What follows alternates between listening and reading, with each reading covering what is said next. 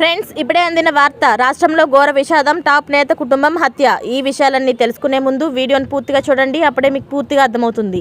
అదేవిధంగా చాలామంది సబ్స్క్రైబ్ చేసుకోకుండా వీడియోని చూస్తున్నారు. దయచేసి సబ్స్క్రైబ్ చేసుకోండి. సబ్స్క్రైబ్ చేసుకోవడం వల్ల నేను చేసే ప్రతి వీడియో అప్డేట్ మీకు ముందుగానే నోటిఫికేషన్ రూపంలో వస్తుంది. అదేవిధంగా లైక్ చేయడం మర్చిపోతున్నారు. దయచేసి లైక్ చేయండి. లైక్ చేయడం వల్ల ఇటువంటి ఇంపార్టెంట్ ఇన్ఫర్మేషన్ చాలామందికి రీచ్ చేసిన వాళ్ళు అవుతాం. ఇక లేట్ చేయకుండా వీడియోలోకి వెళ్ళిపోదాం. బెజవాడలో ఓ కుటుంబం ఆత్మహత్యకు పాల్పడడం తీవ్ర కలకలం రేపుతుంది. విజయవాడ గురునాయక్ నగర్లోని ఓ కుటుంబంలోని 5 వ్యక్తులు ఆత్మహత్య చేసుకున్నారు. చనిపోయిన వారు ఆర్థోపెడిక్ డాక్టర్ శ్రీనివాస్ కుటుంబంగా గుర్తించారు.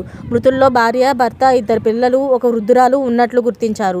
సమాచారం అందిన వెంటనే పోలీస్ కమిషనర్ రామకృష్ణ ఘటనా స్థలికి చేరుకున్నారు. కేసు నమోదు చేసిన పోలీసులు దర్యాప్తు చేపట్టారు. క్లూ టీమ్ డాగ్ స్క్వాడ్తో విచారణ చేస్తున్నారు. ఆత్మహత్యపై ఎన్నో అనుమానాలున్నాయి. అయితే చనిపోయిన శ్రీనివాస్ గుంటూరు మెడికల్ కళాశాలలో MBBS చదివారు.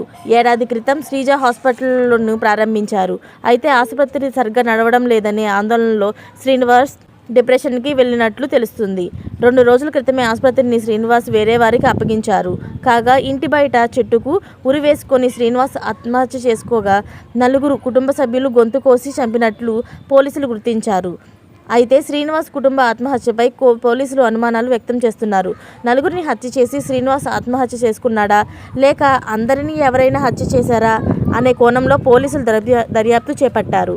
కుటుంబంలోని 5 వ్యక్తులు చనిపోవడంతో ఆ ప్రాంతంలో విషాద ఛాయలు అలుముకున్నాయి.